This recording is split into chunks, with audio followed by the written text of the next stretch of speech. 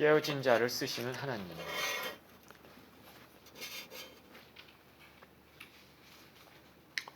오늘 본문의 21장은 요한복음 21장은 예수님께서 부활하신 후 세 번째 제자들에게 나타나신 이야기입니다.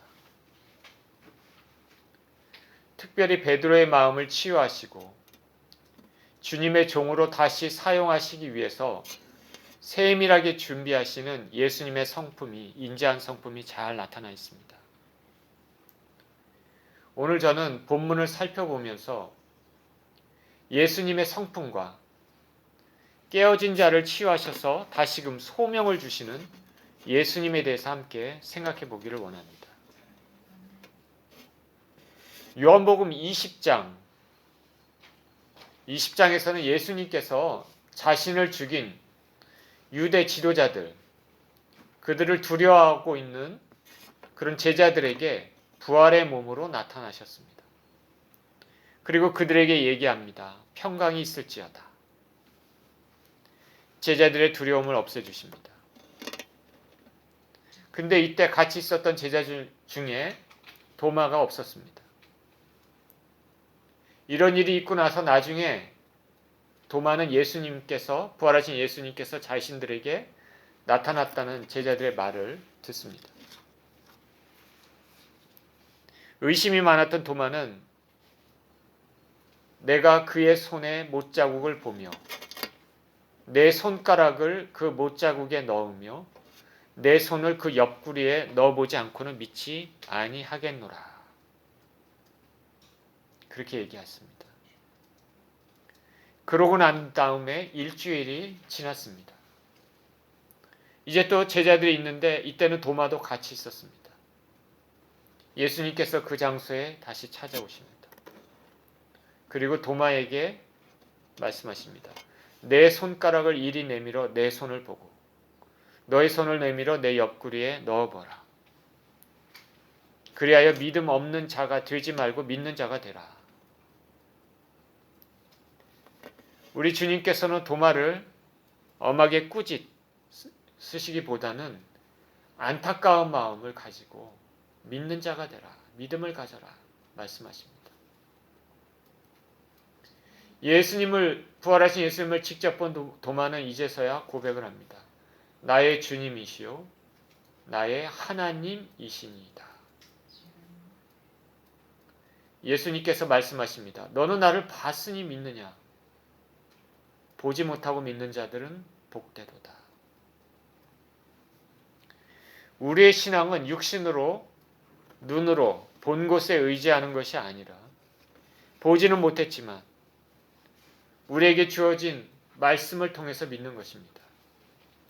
이와 같은 신앙을 복된 신앙이다라고 주님은 말씀하십니다.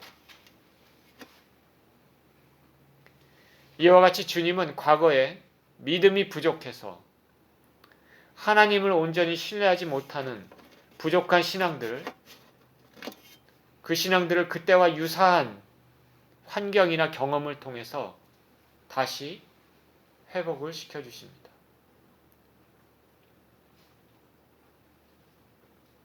그리고 시간이 흘렀습니다. 먼 시간은 아닙니다. 얼마간의 시간이 흘렀습니다. 며칠이 지났습니다. 오늘 본문입니다. 1절 그 후에 예수께서 디베라 호수에서 또 제자들에게 자기를 나타내셨으니 나타내신 일은 이러하니라. 시몬 베드로와 디두모라는 도마와 갈릴리 가나 사람 나다나엘과 세베대의 아들들과 또 다른 제자 둘이 함께 있더니 베드로가 나는 물고기 잡으러 가노라 하니 그들이 우리도 함께 가겠다 하고 나가서 배에 올랐으나 그날 밤에 아무것도 잡지 못하였더니 예수님께서 다시 제자들에게 찾아오십니다. 이번에도 제자들에게 교훈을 주시려고 하십니다. 이번에 찾아오시는 것은 특별히 베드로의 신앙을 회복시켜 주시려 하시는 것입니다. 이번 장소는 갈릴리 지역의 디베라 호수입니다. 디베라 호수는 갈릴리 호수입니다. 성경에서는 갈릴리 호수를 디베라 호수라고 부르기도 하고 긴네렛 호수, 또 다른 데서는 게네사렛 호수 그렇게 부릅니다. 다 똑같이 갈릴리 호수의 다른 표현입니다. 또 호수 자체가 굉장히 크기 때문에 바다라고도 불립니다. 갈릴리 바다. 이전에 도마와 제자들에게 나타나셨을 때 장면은 예루살렘이었었죠. 그런데 시간이 어느 정도 흘리고 제자들은 그 사이 예루살렘에서 갈릴리 자신들의 살았던 지역으로 내려왔습니다. 아직도 살기가 등등한 유대 지도자들, 당국자들의 핍박을 피해서이기도 하지만 예수님께서 갈릴리에서 만나자 그렇게 말했던 약속 때문일 것입니다. 이번에 예수님을 만났던 제자는 모두 7명입니다. 베드로, 야고보, 요한, 도마, 나다나엘, 그리고 다른 제자 2명이 있습니다. 이름이 안 나와 있어서 누군지 모르지만 빌립과 안드레일 가능성이 있지만 우리는 잘 모릅니다. 시몬 베드로가 말합니다. 나는 물고기 잡으러 가겠다. 베드로는 뭘 해야 될지 몰랐습니다. 예수님께서 부활 후에 나타나셨지만 자신에게 직접 말씀하지 않으셨습니다. 이전에 제자들 무리에게 너에게 평강이 있을지어다 말씀하시고 도마의 신앙을 회복시켜 주신 것 외에는 없습니다. 베드로는 3번씩이나 예수님을 부인했던 자신의 모습에 대해서 실망하고 괴로운 마음이 있었을 것입니다. 나는 물고기나 잡으러 가겠다. 뚜렷한 목적이 있기보다는 무료함을 달래거나 정신적인 긴장을 해소하기 위한 것일 것입니다. 그랬더니 다른 제자들도 우리도 같이 가겠다. 베드로와 다른 친구들 같이 배를 타고 갈릴리 호수로 나갔습니다. 물고기를 잡기 위해서 그물을 밤새 던졌습니다. 아무것도 잡지 못했습니다. 주님으로부터 부르심을 받은 주님의 종들은 주님의 뜻과 다른 일을 할 때는 이와 같이 낭패를 당하기 쉽습니다. 사도적 소명은 온전히 주님의 지시를 따를 때만 결과를 얻게 됩니다. 밤새 그물을 던졌지만 한 마리도 없습니다. 빈 배에 물고기 한 마리 없이 제자들만 덩그러니 있습니다. 그리고 날이 새어갑니다. 이 모든 것의 뒤에서 예수님께서는 제자들에게 특히 베드로의 신앙을 회복시키시고 사명을 주시기 위해서 세밀하게 준비하고 계셨습니다. 4절입니다. 날이 새어갈 때 예수께서 바닷가에 서셨으나 제자들이 예수신 줄 알지 못하는지라. 예수께서 이르시되 얘들아 너에게 고기가 있느냐 대답하되 없나이다.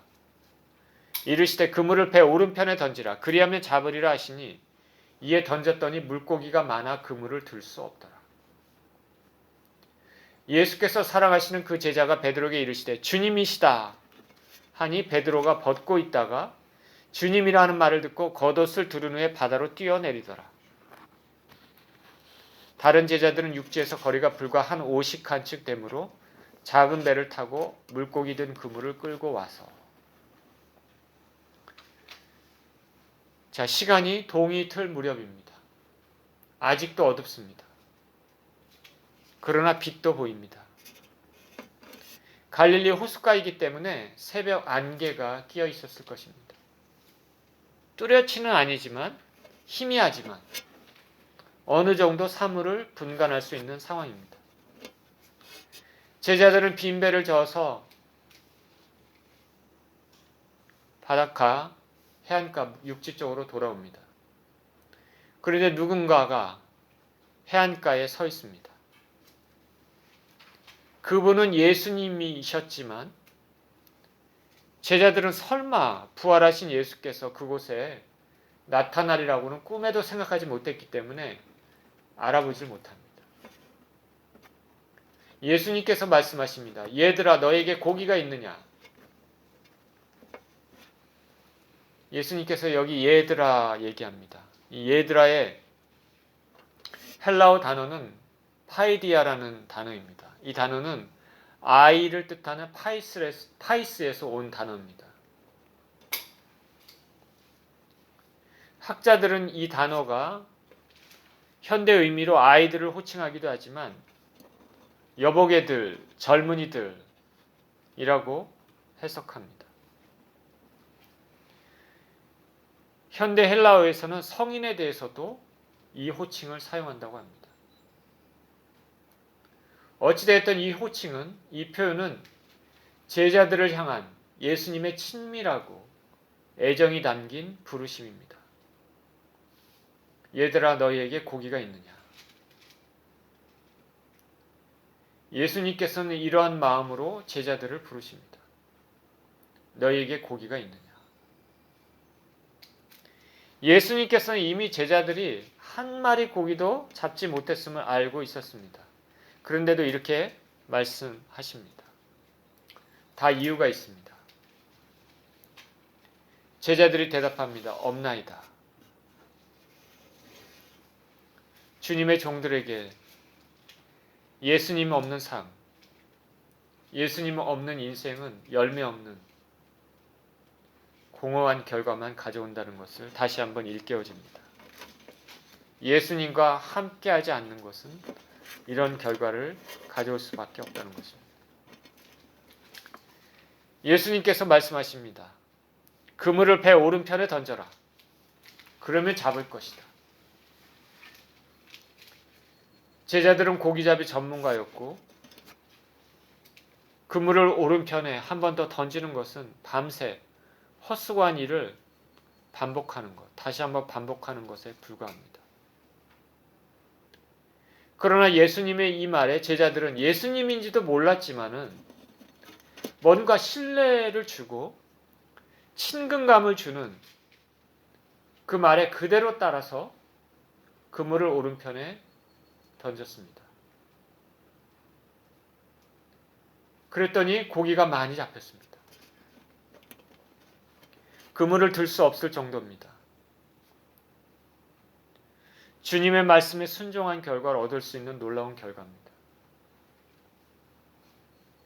저와 여러분들도 주님의 말씀에 순종할 때 이와 같은 놀라운 열매를 맺을 수 있을 것으로 믿습니다.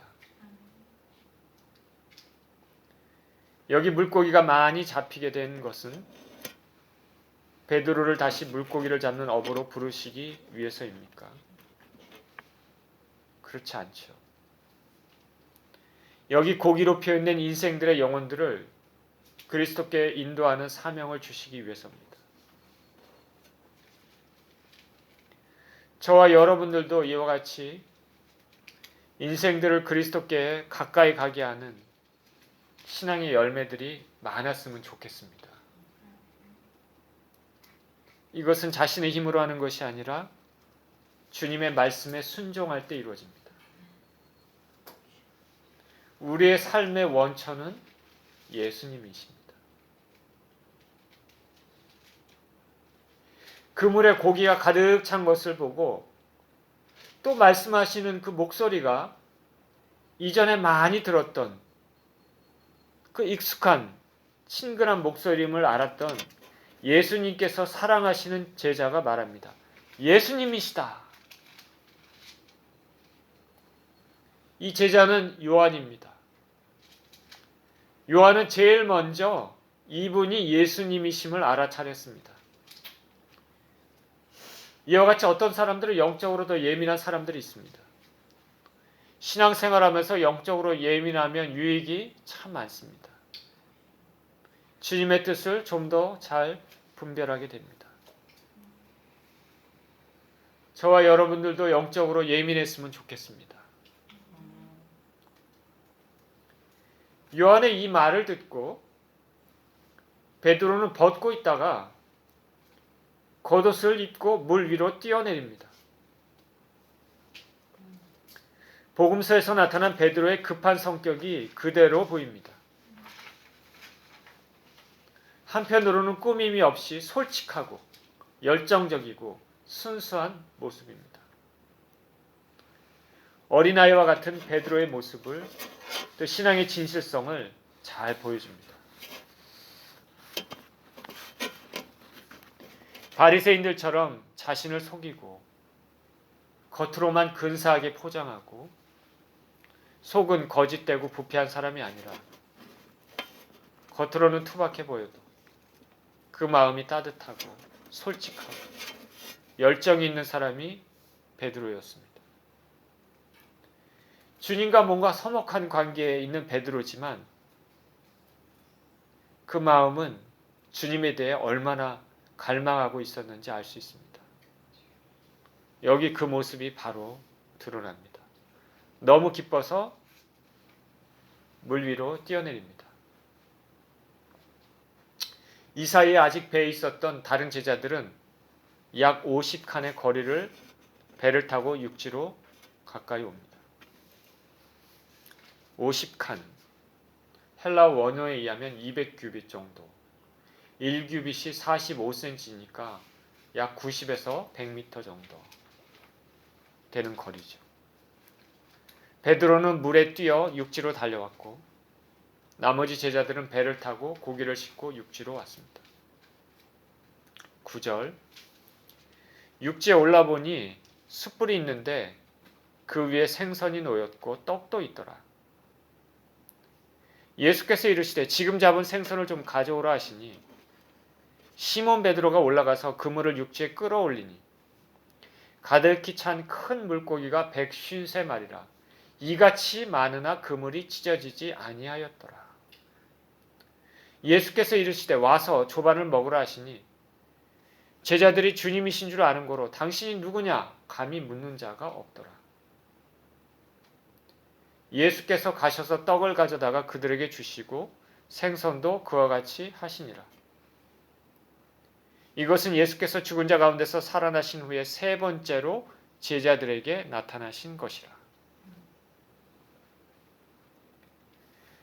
베드로를 포함해서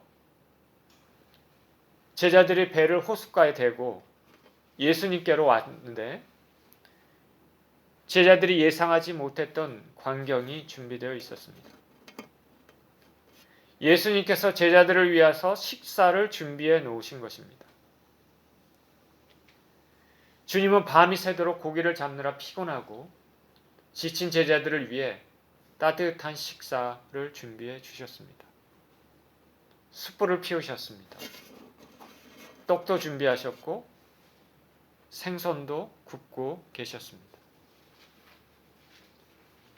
부활하신 예수님과 함께하는 아침 식사입니다.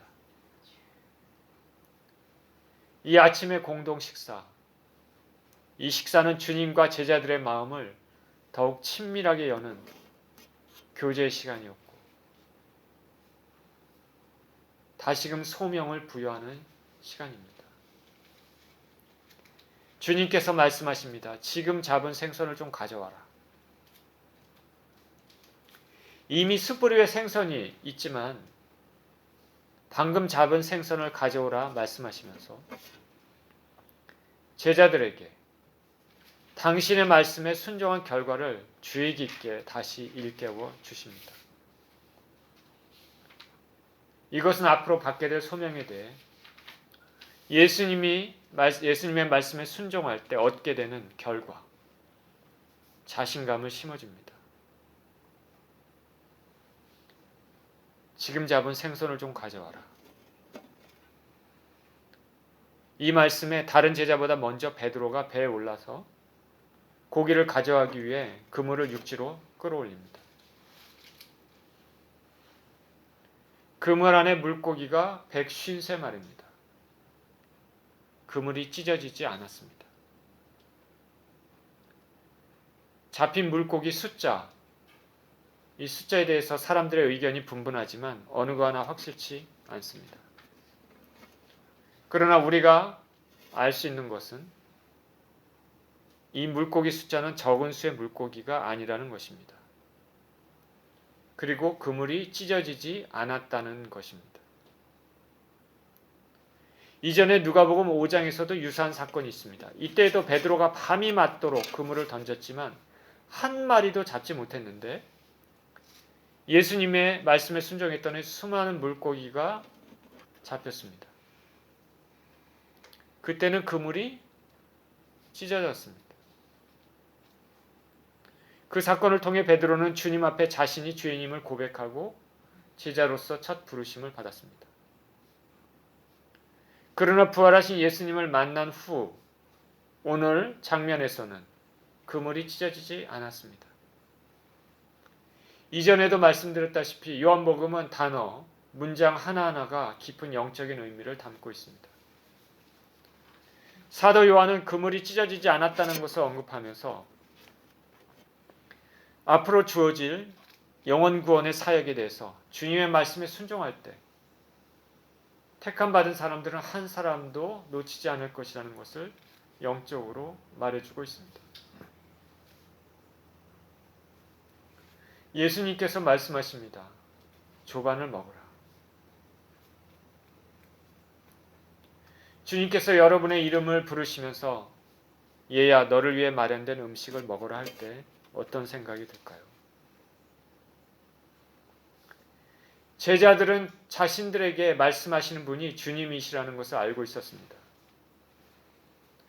153마리의 생선이 분명한 현실인 것처럼 지금 자신들과 함께 식사하려 하시는 주님이 꿈이나 환상이 아니라 분명한 현실이었습니다.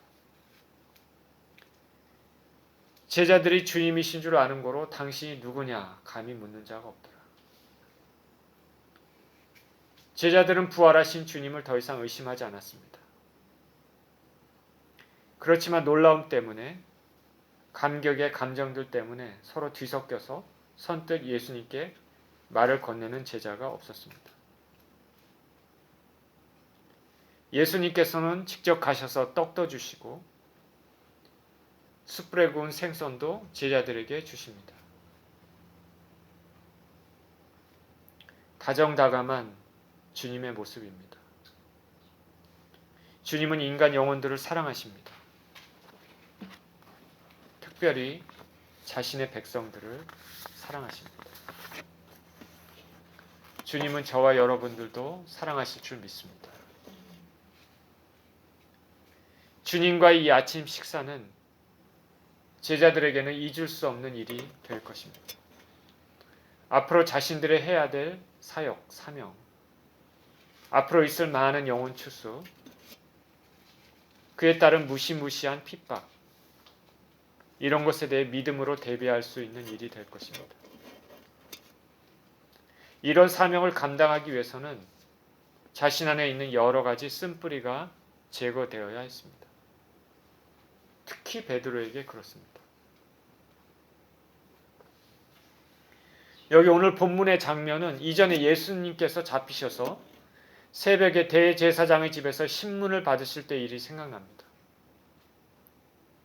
예수님을 3번이나 부인했던 베드로.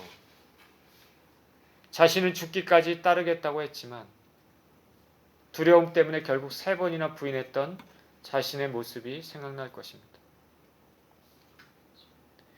그때 베드로는 새벽 대제사장의 집에 추운 날씨에 모닥불을 쬐면서 예수님을 3번이나 부인했습니다.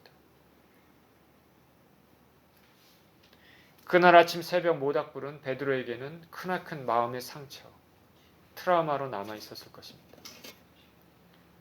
그래서 새벽에 모닥불만 보면 그것이 떠오릅니다. 주님이 만지시지 않으면 평생 갈 수도 있습니다. 주님은 베드로의 마음 깊이 있는 그 상처를 치유하시기를 원하셨습니다. 그 마음의 상처를 치유하시고 다시 새로운 사명을 주시며 베드로에게 믿음을 굳건히 하도록 힘을 주십니다. 이것을 위해서는 베드로는 다시 한번 예수님의 깊은 사랑을 받아야 했습니다. 주님께서는 그 상처가 있었던 그 모닥불의 경험을 주님으로부터 회복을 받는, 사랑을 받는 새로운 경험으로 바꾸십니다. 상처의 모닥불이 이제는 주님께서 고기를 구우시고 자신에게 조반을 먹이시면서 함께한 회복의 장면으로 바뀌는 것입니다. 우리는, 저나 여러분들은 살면서 크고 작은 상처들이 있습니다. 어떤 사람을 만나거나 어떤 장소나 환경에 들어가면 그동안에 잠재되었던 아픔들이 의식적으로 혹은 무의식적으로 드러납니다. 그래서 그런 환경이나 장소, 사람들을 피하기도 합니다. 주님은 이런 우리들에게 치유의 은혜를 주실 줄 믿습니다. 우리의 아픔 내면을 들여다보시고 우리를 가장 잘 만지실 수 있는 분은 주님이십니다. 왜냐하면 주님이 우리를 지으셨고 우리를 사랑하시기 때문입니다. 제자들은 주님과 함께 조반을 먹었습니다. 다 먹은 후에 주님은 베드로에게 말씀을 하십니다. 15절.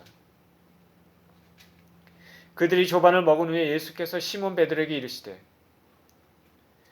요한의 아들 시몬아 내가 이 사람들보다 나를 더 사랑하느냐 하시니 이르되 주님 그러하나이다.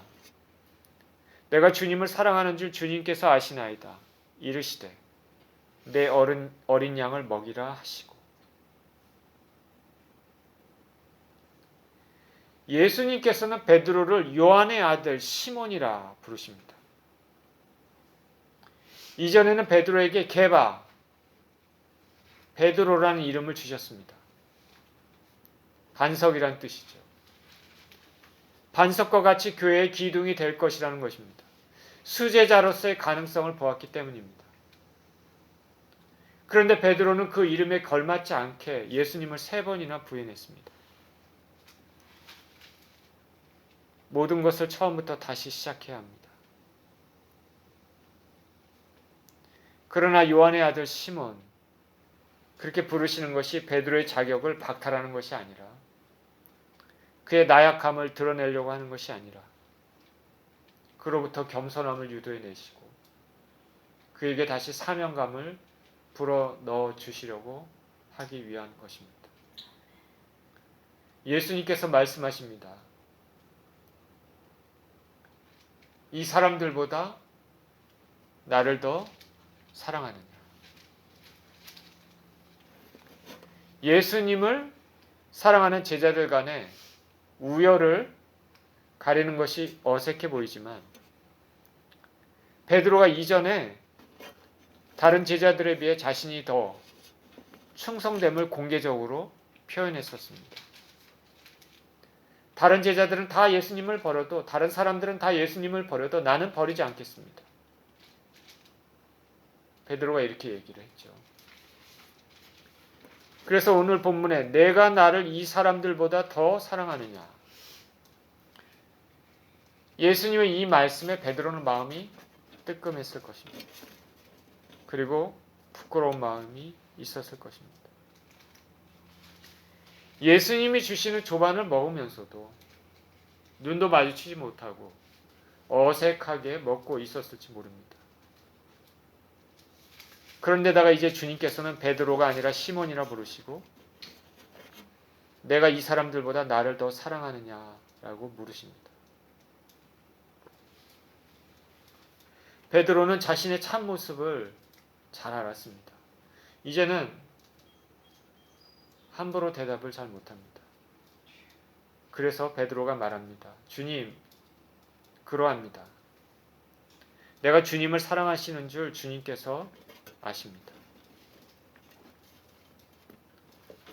나는 내가 주님을 사랑한다고 생각하지만 그러나 나보다 더 주님께서 나를 더 잘 아십니다. 베드로는 겸손해졌습니다. 자신의 실체를 더 잘 알게 됐습니다. 이런 의미에서 베드로의 신앙은 한층 더 성숙해졌습니다. 우리는 다 착각에 사는지 모르겠습니다. 우리는 우리 자신을 잘 모릅니다. 저는 제가 꽤 괜찮은 신앙인이라고 생각했지만 한국에서 은혜도 많이 받고 나의 생명까지도 주님께 드려야 되겠다. 수많은 사람들에게 말씀을 전하리라. 그러나 그것은 오산입니다. 좋은 환경에서 신앙생활할 때는 모든 것이 가려져 보입니다. 많은 고생과 어려움을 통해 자신을 살펴볼 수 있습니다. 다른 사람을 구원의 길로 인도하는 것도 중요하지만 먼저 내 자신을 살펴보는 것이 중요한 것을 알았습니다. 내가 내 힘으로 살아갈 수 없는 죄인이고 내가 내 힘으로 나 자신을 구원할 수 없고 그래서 예수님의 긍휼함이 없으면 나는 가망이 없는 사람임을 알았습니다. 지금도 나는 형편없는 죄인이구나라고 생각합니다. 그래서 자꾸 예수님께 달려가고 예수님을 붙잡으려고 하고 있습니다. 주님 없으면 살 수가 없습니다. 미국에서 살면서 중요한 하나의 삶의 진리를 깨달았다면 나는 죄인이다 라는 것입니다. 베드로는 주께서 아시나이다 그렇게 대답했습니다. 겸손한 자신의 모습입니다. 그리고 그가 이 대답에서 비록 실패는 하긴 했지만 아직도 예수님에 대한 애정과 열심을 가지고 있다는 것을 보여줍니다. 주께서 아시나이다. 저나 여러분이나 신앙생활을 하면서 자주 넘어져도 잊지 말아야 할 것은 하나님에 대한 사랑에 대한 고백, 그리고 하나님이 우리를 향한 사랑을 붙잡는 것입니다. 예수님께서 말씀하십니다. 내 어린 양을 먹이라.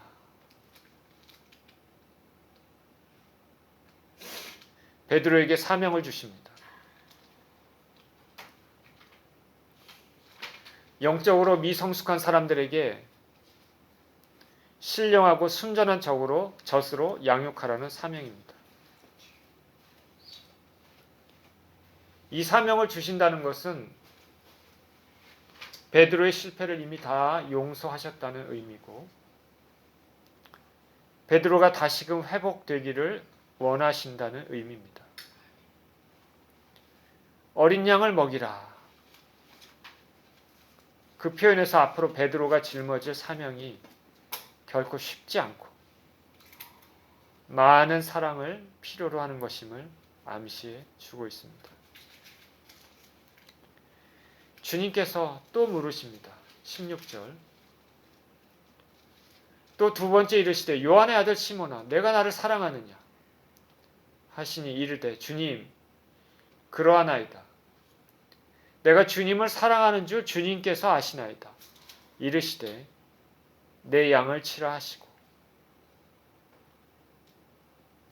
이제 이 두 번째 질문에서는 다른 제자들과 비교하지 않으시고 다만 나를 사랑하느냐만 물으십니다. 다른 사람들과의 관계가 아니라 예수님 자신과 베드로 사이의 관계를 묻고 있습니다. 다른 사람과 비교해서 예수님을 사랑하느냐, 더 사랑하느냐, 그게 아니라 예수님을 진정으로 사랑하느냐. 베드로의 대답은 앞과 동일합니다. 주님, 그렇습니다. 내가 주님을 사랑하는 줄 주님께서 아십니다. 예수님이 말씀하십니다. 내 양을 치라.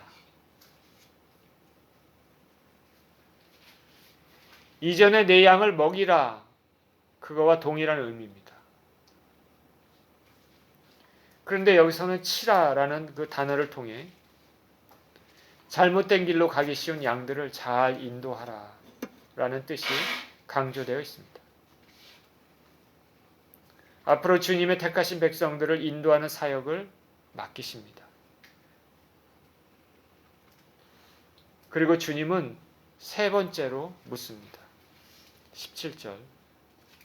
세 번째 이르시되 요한의 아들 시몬아 내가 나를 사랑하느냐 하시니 주께서 세 번째 내가 나를 사랑하느냐 하심으로 베드로가 근심하여 이르되 주님 모든 것을 아시오매 내가 주님을 사랑하는 줄을 주님께서 아시나이다.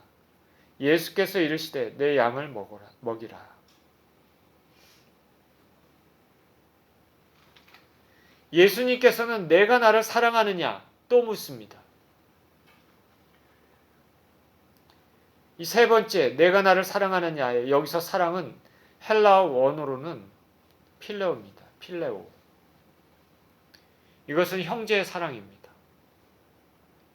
이전에 첫 번째, 두 번째 질문에서 내가 나를 사랑하느냐 그때 그 사랑은 아가페라는 단어입니다. 아가페라는 단어는 하나님의 사랑, 신적 사랑, 다함이 없는 끝없는 사랑입니다.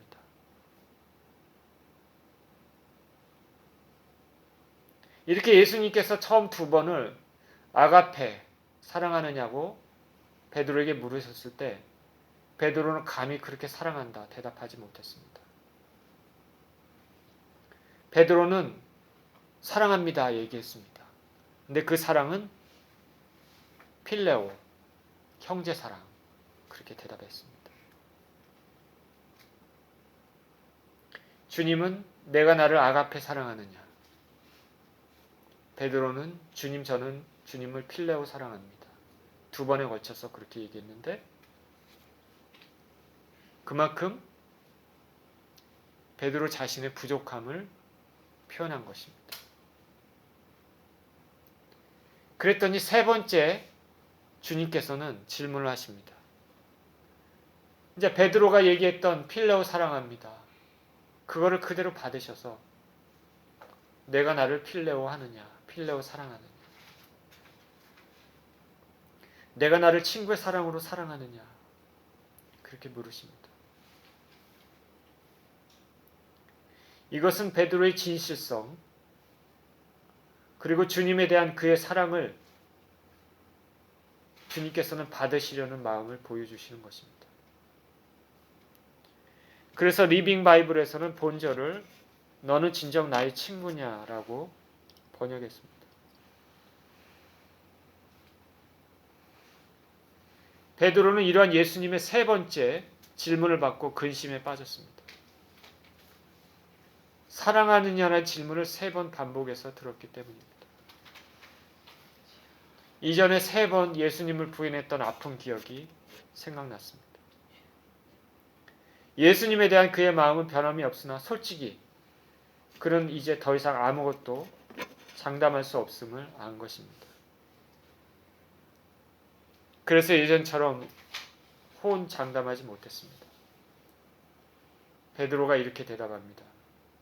주님, 모든 것을 아시오매 내가 주님을 사랑하는 줄을 주님께서 아시나이다. 주님은 모든 것을 아십니다라고 대답할 수밖에 없습니다. 이 베드로의 대답을 보면 베드로가 허위로 그런 것이 아니라 진정으로 예수님을 사랑하고 있음을 알 수 있습니다. 이 말 속에는 각 사람의 심령을 꿰뚫어 보시는 주님의 통찰력을 베드로는 알고 있다는 것입니다. 각 사람의 심령을 꿰뚫어 보신다.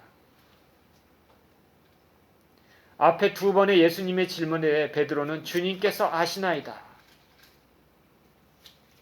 그렇게 대답했는데 이때 사용한 단어가 헬라어 오이다라는 단어입니다. 안다. 주님께서 아십니다. 오이다라는 단어입니다. 이것은 어떤 사실에 대해서 직관적으로 안다는 의미를 가지고 있습니다. 첫 번째도 주님께서 아십니다. 오이다. 두 번째도 주님께서 아십니다. 오이다. 세 번째도 세 번째는 내가 주님을 사랑하시는 줄 주님께서 아시나이다. 여기서는 오이다라는 단어를 쓰지 않았습니다. 기노스코라는 단어를 썼습니다. 기노스코, 베드로가. 이거는 오이다라는 단어보다 더 강한 의미를 지니고 있습니다. 이것은 경험을 매개로 하여 얻어지는 지식을 뜻합니다. 우리가 누구누구하고 자주 만나고 뭐 그래서 아는 것들, 일하다 관계에서 아는 것들,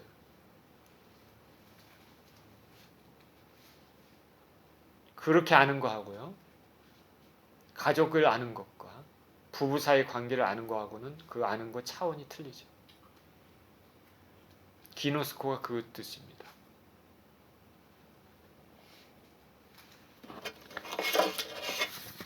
베드로는 주님, 지금까지 저를 경험해 보셔서 아시지 않습니까? 비록 베드로는 근심하면서 떨리는 마음으로 대답했지만, 그리고 부족하지만 자신이 예수님을 진정으로 사랑하고 있다는 것을 주님이 아실 것으로 생각하고 있습니다. 하나님은 지금도 예배드리는 저와 여러분의 심령을 알고 계십니다. 우리의 신앙이 옳은지 그른지, 부디 저와 여러분 모두 온전한 믿음의 사람으로 설 수 있었으면 좋겠습니다.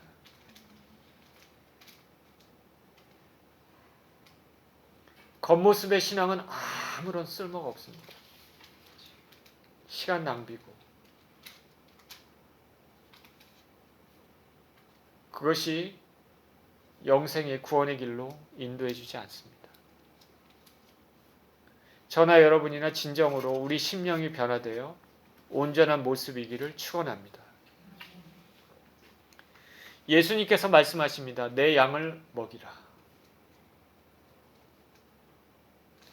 예수님은 베드로의 사랑을 3번 확인하셨고 그에게 동일한 사명을 3번 반복해서 주십니다. 이것을 통해 베드로가 3번 부인했던 과거의 상처들을 치유하시고 명예를 다시 회복시켜 주십니다. 본문을 통해서 예수님의 인자한 성품과 정확하고도 세밀한 성품을 알 수 있습니다. 베드로를 치유하시고 사용하시기 위해서 지금까지 모든 것을 준비하셨습니다. 밤이 맞도록 수고해도 고기를 잡지 못했던 베드로에게 은혜로 잡을 수 있게 하셨고, 그물이 찢어지지 않았으며 숯불을 피워 음식을 준비하시고 3번의 물음으로 베드로를 치유하셨습니다. 과거의 쓰라린 경험들을 다시 회복의 경험으로 만드셨습니다. 그리고 사명을 주셨습니다. 예수님께서는 어떤 사람들을 사용하십니까? 마음이 깨진 사람을 사용하십니다. 자신의 약함을 아는 사람을 사용하십니다. 은혜를 아는 사람을 사용하십니다. 교만하고 목이 곧은 사람이나 부족함이 없다고 생각하는 사람이나 자신의 힘으로 살아가는 사람이나 자기 의가 강한 사람은 아닙니다. 이런 사람들은 은혜를 모르기 때문입니다. 우리 모두는 은혜로 사는 사람임을 알아야 합니다. 바울도 깨어졌던 사람이지만 주님께서 회복시키셔서 위대한 사도로 사용하셨습니다. 다윗도 그렇고 모세도 그렇습니다. 성경에 나와 있는 대부분의 주님의 종들이 그렇습니다. 오늘 본문을 통해 사도 베드로도 그런 사람임을 알 수가 있습니다. 하나님은 하나님의 사람이 상처로 고통받고 있을 때 그 상처를 치유하십니다. 그리고 그 치유를 통해서 그를 사용하십니다. 그래서 진정으로 하나님의 사랑을 아는 사람들을 사용하십니다. 우리는 우리가 부족함을 인식할 때, 우리 안에 연약함을 인식할 때, 그때가 하나님이 일하실 때입니다. 그래서 예수님께서는 심령이 가난한 자는 복이 있다고 말씀하셨습니다. 부족하지만 그렇기 때문에 하나님의 은혜를 더욱 사모하는 우리가 되어야 하겠습니다. 하나님께서는 어부 베드로의 상처를 치유하시고 위대한 사도로 사명을 맡기신 것처럼 우리 삶에도 여러 가지 모양으로 있는 상처나 트라우마를 주님은 고치실 수 있으십니다. 그리고 그것을 통해 우리의 신앙을 굳건하게 하시고 우리를 당신의 일에 쓰임받는 계기로 사용할 수 있으십니다. 이러한 주님을 잘 알고 주님께 더욱 가까이 가며 우리를 회복시키시는 그런 주님을 바라보고 사시는 저와 여러분 모두 되시기를 예수 그리스도 이름으로 축원합니다. 자, 모두 눈을 감고